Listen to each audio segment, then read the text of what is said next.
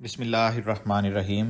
خلاصہ خطبہ جمعہ سیدنا امیر المومنین حضرت مرزا مسرور احمد خلیفۃ المسیح الخامس ایدہ اللہ تعالی بنصر العزیز فرمودہ 19 اپریل 2024 بمطابق 19 شہادت 1403 ہجری شمسی بمقام مسجد مبارک اسلام آباد ٹلفورڈ سرے UK۔ امیر المومنین حضرت خلیفۃ المسیح الخامس ایدہ اللہ تعالی بنصر العزیز نے مورخہ 19 اپریل 2024 کو مسجد مبارک اسلام آباد ٹلفورڈ UK میں خطبہ جمعہ ارشاد فرمایا، جو مسلم ٹیلی ویژن احمدیہ کے توسط سے پوری دنیا میں نشر کیا گیا۔ جمعے کی اذان دینے کی سعادت دانیال تصور صاحب مربی سلسلہ کے حصے میں آئی۔ تشہد تعوذ اور سورۃ الفاتحہ کی تلاوت کے بعد حضور انور ایدہ اللہ تعالی بنصر العزیز نے فرمایا، جنگ احد کے واقعات کے ضمن میں بعض اور واقعات پیش ہیں جن سے حضرت صلی اللہ علیہ وسلم کی پاکیزہ سیرت کا پتہ چلتا ہے۔ حضرت جابر بن عبداللہ رضی اللہ عنہ بیان کرتے ہیں کہ جب عبداللہ بن عمر فوت ہوئے تو ان پر قرض تھا۔ میں نے رسول اللہ صلی اللہ علیہ وسلم سے اس سلسلے میں عرض کیا کہ آپ صلی اللہ علیہ وسلم ان کے قرض خواہوں کو سمجھائیں کہ وہ ان کے قرض میں کچھ کمی کر دیں۔ اس پر نبی کریم صلی اللہ علیہ وسلم نے اس خواہش کا اظہار کیا، مگر قرض خواہوں نے کمی نہ کی۔ اس پر رسول اللہ صلی اللہ علیہ وسلم نے مجھے فرمایا کہ جاؤ اور اپنی کھجوروں کو الگ الگ رکھو۔ چنانچہ میں نے ایسا ہی کیا۔ پھر آپ صلی اللہ علیہ وسلم تشریف لائے اور کھجوروں کے ڈھیر کے درمیان بیٹھ گئے اور فرمایا، ان لوگوں کو معاف کر دو۔ میں نے معاف کر دیا، یہاں تک کہ جو ان کا حق تھا وہ سب ادا کر دیا۔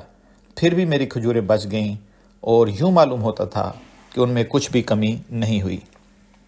حضرت صلی اللہ علیہ وسلم نے احد کے شہداء کے لیے دعا کی کہ اے خدا، احد کے شہیدوں کے پسماندگان کے لیے اچھے خبرگیر پیدا فرما۔ حضور اکرم صلی اللہ علیہ وسلم کی ایک اور دعا کا ذکر ملتا ہے جو آپ صلی اللہ علیہ وسلم نے ایک شہید کی بیوہ کو دی۔ وہ دعا یہ تھی کہ میں دعا کرتا ہوں کہ اللہ تعالیٰ تمہارے خاوند سے بڑھ کر تمہاری خبرگیری کرنے والا کوئی شخص پیدا کر دے۔ اس ضمن میں حضرت مصلح موعود رضی اللہ عنہ فرماتے ہیں کہ اس جنگ کے حالات سے پتہ چلتا ہے کہ آپ صلی اللہ علیہ وسلم اخلاق کے کس بلند معیار پر کھڑے تھے، اور اس جنگ سے صحابہ کی عدیم المثال قربانیوں کا بھی پتہ چلتا ہے۔ حضرت صلی اللہ علیہ وسلم کو دوسروں کے جذبات اور احساسات کا کس قدر احترام تھا۔ اس حوالے سے حضرت مصلح موعود رضی اللہ عنہ فرماتے ہیں کہ جب حضرت صلی اللہ علیہ وسلم جنگ احد سے واپس تشریف لائے تو چونکہ زخموں کی وجہ سے آپ کو نکاحت زیادہ تھی، تو صحابہ نے آپ صلی اللہ علیہ وسلم کو سہارے سے گھوڑے سے اتارا۔ مغرب کا وقت تھا، چنانچہ آپ صلی اللہ علیہ وسلم نماز ادا کر کے گھر تشریف لے گئے۔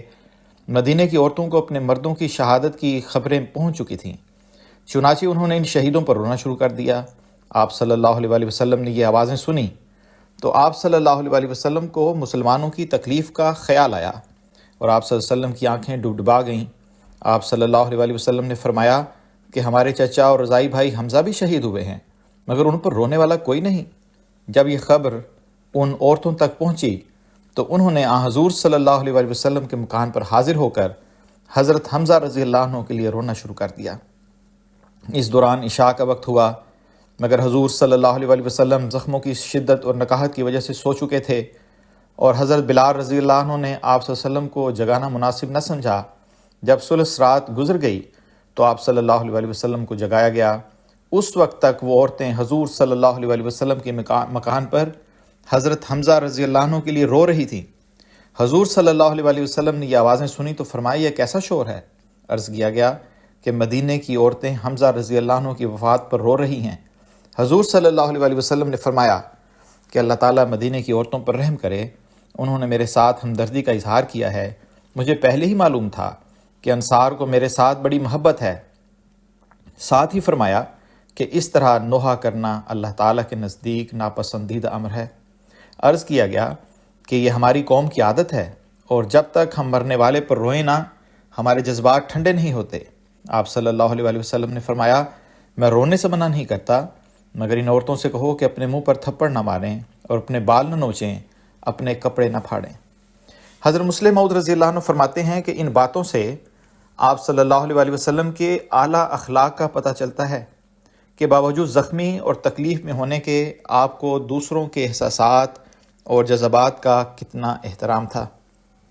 جب حضور صلی اللہ علیہ وسلم اپنے گھر میں داخل ہوئے تو اپنی تلوار حضرت فاطمہ رضی اللہ عنہا کو پکڑاتے ہوئے فرمایا کہ اے میری پیاری بیٹی، اس تلوار سے خون کو دھو ڈالو، آج تو اس تلوار نے اپنا حق ادا کر دیا۔ پھر حضرت علی رضی اللہ عنہ نے اپنی تلوار حضرت فاطمہ رضی اللہ عنہا کو دیتے ہوئے فرمایا کہ اس تلوار پر لگے خون کو دھو ڈالو، اللہ کی قسم آج تو اس تلوار نے کمال کر دکھایا ہے۔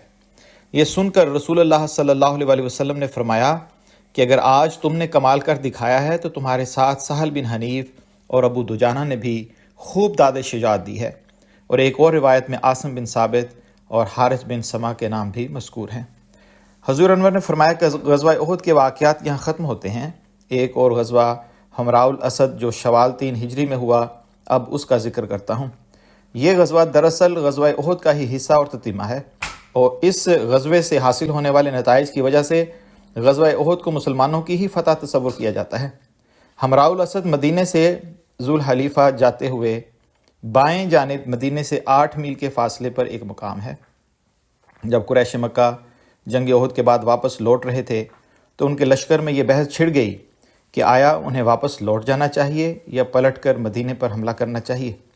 حضرت صلی اللہ علیہ وسلم کو جب یہ اطلاع ملی تو آپ صلی اللہ علیہ وسلم نے بڑے جلال سے فرمایا، اس ذات کی قسم کہ جس کے قبضے میں میری جان ہے، اگر قریش مدینے پر حملہ آور ہوئے تو ایسے پتھروں پر ان کے لیے نشان لگا دیے گئے ہیں کہ جن کی بارش سے ان کا اس طرح نام و نشان مٹ جائے گا جس طرح گزرا ہوا کل ہوتا ہے۔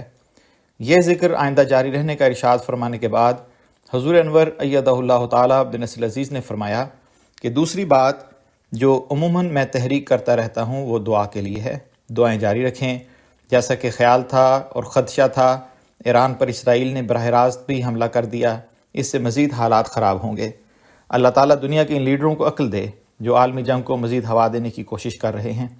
اسی طرح اللہ تعالیٰ مسلم امہ کو بھی عقل اور سمجھ دے کہ یہ ایک بن کر متحد ہو کر مخالف کا مقابلہ کر سکیں۔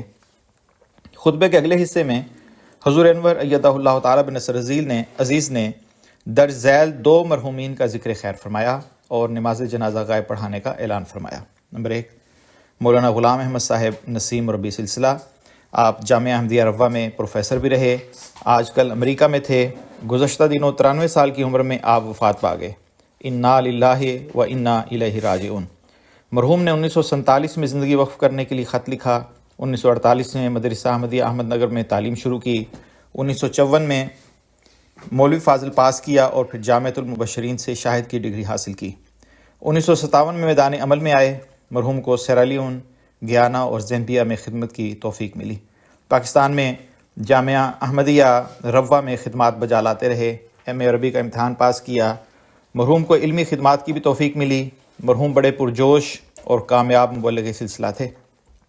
نمبر 2، ڈاکٹر احسان اللہ ظفر صاحب، سابق امیر جماعت احمدیہ امریکہ۔ مرحوم گزشتہ دنوں 81 سال کی عمر میں وفات پا گئے۔ انا للہ و انا الیہ راجعون۔ مرحوم کو مقامی صدر، نائب امیر جماعت احمدیہ امریکہ اور پھر 2002 سے 2016 تک امیر جماعت امریکہ کے طور پر خدمت کی توفیق ملی۔